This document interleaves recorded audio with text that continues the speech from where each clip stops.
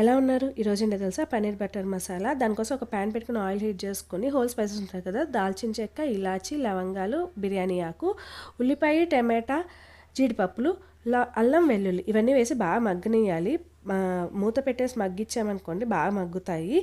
ఈలోపు పన్నీర్ పీసెస్ చేసి పెట్టేసుకున్నాను. ఇవి బాగా మగ్గి చల్లారాక ఇగో ఇలా స్మూత్ పేస్ట్ లాగా చేసుకోవాలి. అదే ప్యాన్లో ఆయిల్ హీట్ చేసుకుని జీలకర్ర వేసుకుని ఆ పేస్ట్ ఏదైతే ఉందో అది బాగా వేసి కొంచెం వాటర్ పోస్తూ కలుపుకోవాలన్నమాట.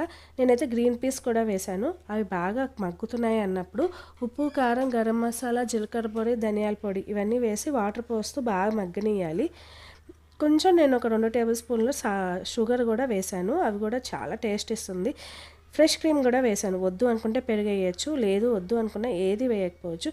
ఆల్రెడీ కట్ చేసి పెట్టుకున్నాం కదా, ఆ పీసెస్ వేసి కసూరి మేతి కూడా వేసి మూత పెట్టేయటమే. చాలా ఈజీగా ఉంటుంది, చాలా సింపుల్గా ఉంటుంది, కానీ చాలా టేస్టీగా ఉంటుంది.